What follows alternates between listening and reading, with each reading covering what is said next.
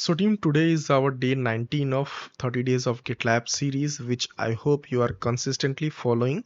So today we are going to understand and cover multi-project pipelines and parent-child pipelines, right? So the best way to understand this with help of an example. So team, let us understand first a multi-project scenario and let us understand this with help of a example. Okay, so let us say that we are working with a microservice project. Inside this microservice project, there are multiple repositories, and for each repository, there will be separate pipelines. For example, this. Let's say that we are having around 4 repositories: front-end repo, back-end repo, auth service repo, and payment service repo. And for each repository, there will be separate pipelines for each one of them, right? And each service can build, test, and deploy itself. But in microservices, sometimes you need to deploy all these services together in a proper order, right? So how do we do that, right? For example, let's say first we want to deploy auth service, then we want to deploy backend, then we want to deploy payment service, and then we want to deploy front end service, right? So instead of manually going inside the each repository and clicking the pipeline one by one to trigger them and deploy them, what we can do, instead of that, we can create one parent pipeline. Okay, and inside this parent pipeline, we can define steps that the pipelines that are stored for separate repository, they should be triggered in specific order. For example, in parent pipeline, first we can write key trigger the pipeline for auth service, then we can write trigger the pipeline for backend service, then we can write trigger the pipeline for payment service, then we can write trigger the pipeline for front end service, right? So instead of doing like triggering pipelines manually one by one, we can simply create a parent pipeline, and these will be considered as child pipelines. Okay, so we can basically this pipeline will be once we trigger this main pipeline, it will automatically trigger rest of the pipelines in proper order also.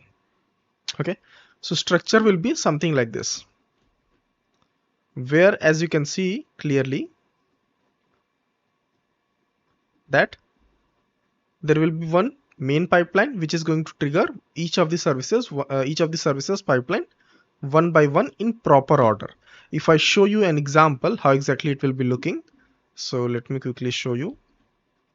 So this is an example of a main pipeline, and here if you look closely, what is happening, first we define the job deploy authentication, deploy auth service, which is part of deploy stage, which is going to trigger auth service repository pipeline on main branch strategy depend. That means ki main pipeline won't be considered completed until unless all the jobs are completed. Similarly, it is going to perform the same thing for backend. Stage will be deploy, trigger, it's going to trigger backend repository pipeline, branch main, and strategy depend.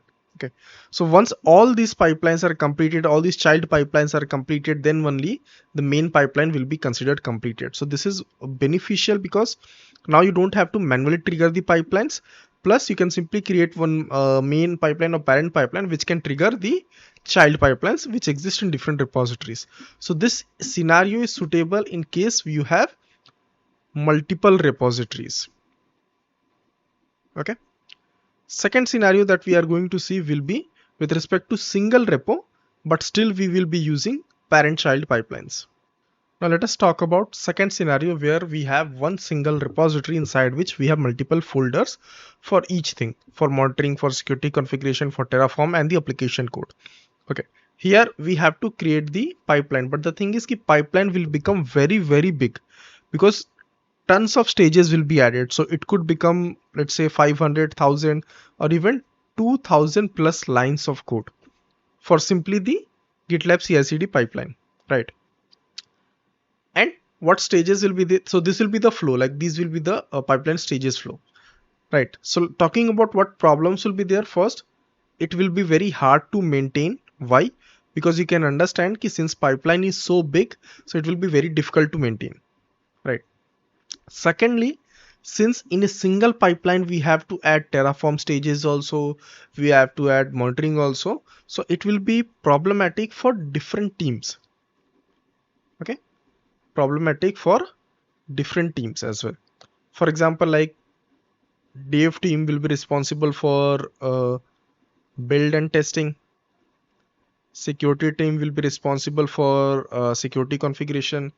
Cloud team will be responsible for Terraform part. Ops team will be responsible for monitoring part. So like every team is editing the same file. And you can understand that could cause a lot of issues because there could be conflicts, right? And there could be confusion as well, right?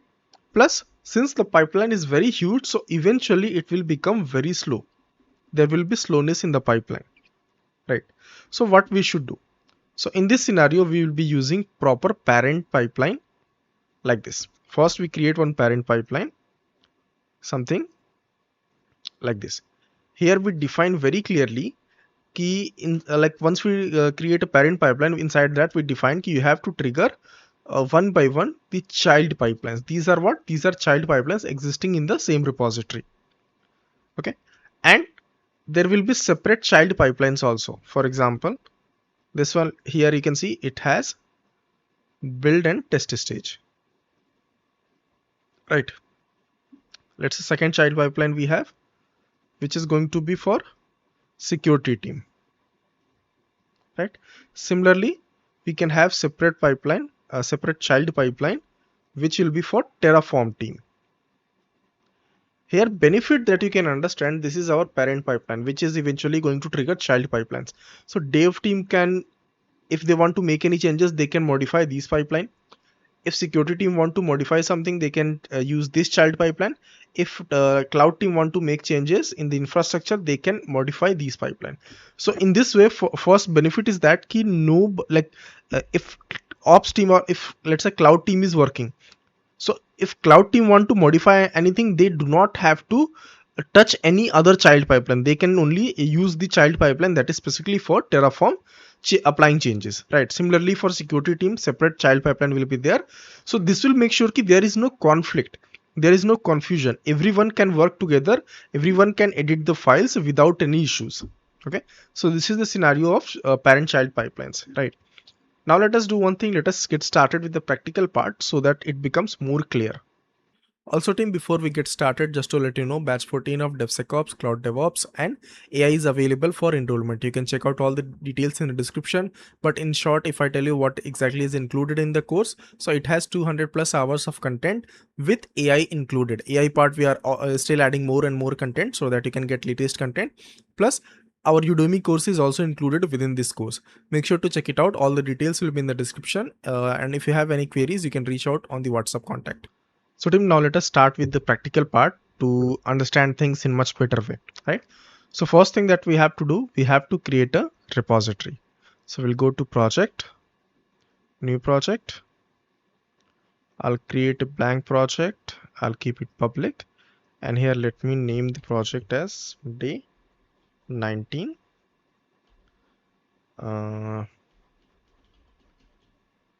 Pipeline PC parent child. Okay, we can pick up a namespace, the one that I'm using. Okay, and let us create the project. Right. So next thing what I'm going to do, I'm going to create a file named childpipeline.yaml. So let us do that. New file. File name will be this, and content will be, we are going to write a very basic stages. 2 stages I have written: test and deploy, test job, deploy job, right? This thing we have written. Commit this. It will not trigger the pipeline, I believe. Just to verify, we can go to here and we can go to pipelines. You can see nothing has been triggered, right? So that's fine. Coming back to repository, now we are going to create the parent pipeline, right? So let us do that. Now, name of the file will be this. This is the main parent file pipeline. Now here you can see what we have added. We have added stages trigger. As of now, we are having only one child pipeline. So we'll be provide the job name as trigger child, stage will be trigger, and here we include trigger. And then we define locally which pipeline needs to be triggered, which is child pipeline.yaml. Strategy dependent. That means this parent pipeline won't be completed until unless child pipeline is completed. Talking about what exactly it's going to do, first of all, you can see only one stage we have. This is going to run this job, trigger child job, right? It's going to start this child pipeline, right? This part, that is strategy depend, this is one of the most important part of the pipeline. Why? Because as I said, parent is going to wait for child pipelines, and if this child pipeline fails, then parent pipeline is also will be also failing, right? So let us do that. Let us click on commit changes, and let us go to pipelines, and let's see what is happening here. Okay, so we can see a pipeline got triggered, but it is in pending state. So let us see why it's in pending and if any issue is there. Okay, why it was in pending? If I go to pipelines, yeah, it is in running state now. If we open this, here we have trigger child, right? Trigger child, and this is the main job, and this job triggered a child pipeline. Let me expand it, and inside child pipeline you can see we have two jobs, test and deploy. As you can see clearly, this is the main or the parent pipeline which triggered the downstream pipeline, which is trigger child. Inside trigger child we had two jobs which are getting running, so they are completed, and once this is completed, then our main pipeline will also be completed. So here one thing you understand, key using one single pipeline you can trigger multiple pipelines. Okay, this is scenario 1. So team, now let us cover the lab 2, where we are going to see multiple child pipelines. Okay, so let me quickly create one more project where we can cover this new scenario. So I'll click here, new project, blank, and we are going to name this as Day-19 dash multiple child pipeline. Okay, there we can pick up this, make it public, create project. Now what basically we are going to do, we are going to create let's say we have a front end and back end. So for that we are going to create, so first I'll create new file name, let's give it as backend, and here we can write the pipeline stages. Here stage name is build, job name is backend build. Okay, we will commit it. Second thing we are going to do, same thing for front end. So we'll create new file,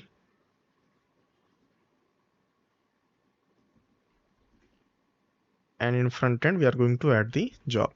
Stage again it will be build, job name front end build, we want to build the front end part. Commit the changes. Next thing what we are going to do, we are going to create the parent pipeline. So let us do that as well.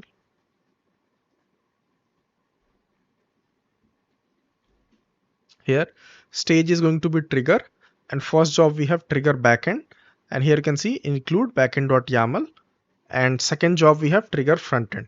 Okay, which is going to trigger the frontend.yaml. Again, strategy in both scenarios we are using depend. That means ki if both the child pipelines are successful, then only this parent pipeline will be successful. So let us trigger this. I'll save this, and that should be able to trigger the pipeline.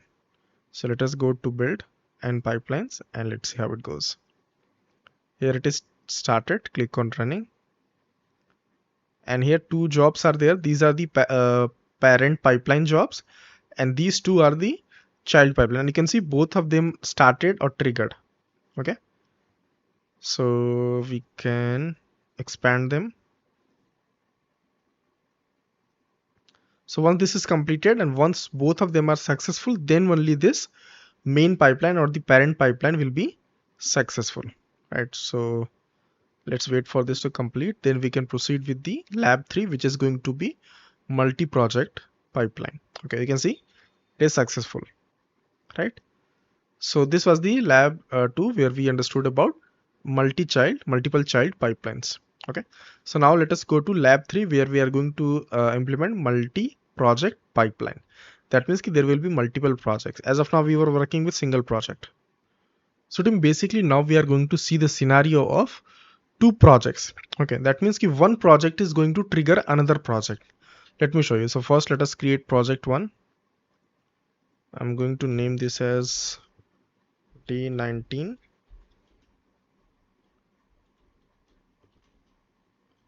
project A. Create the project. Similarly, we'll create second project, will be Day-19 project B.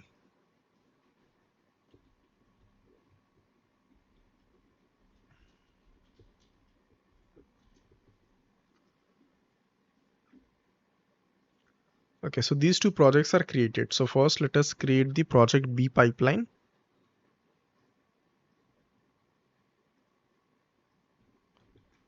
Simple job I have written, which is stages deploy.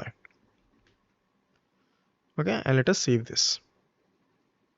This is project B. We can verify if pipeline got triggered or not in project B. So yeah, it's a very basic stage we have written, so it should be completed in a few minutes only, a few seconds, I guess. Okay. Next thing what we are going to do, we are going to go to project A. Now main target is that we want to see how project A can trigger project B. So here we are going to create the pipeline for project A. Here you can see very clearly stages we have added trigger stage, and job we have added trigger project B. Okay, and here we defined that you have to basically trigger a pipeline that exists inside project, and here is the project details. So here you have to provide group name / project details. So we will write something like this. Copy that and paste it here. So it basically signifies that our project exists inside this group with this name. Okay, and here we can provide the name. Right, so this project B, the initial pipeline completed, and now what is going to happen, we will just go to pipeline section. Okay, and we are, as soon as I commit this, it is going to automatically trigger the pipeline inside project B, which is this one. So let me show you. I'll commit the changes.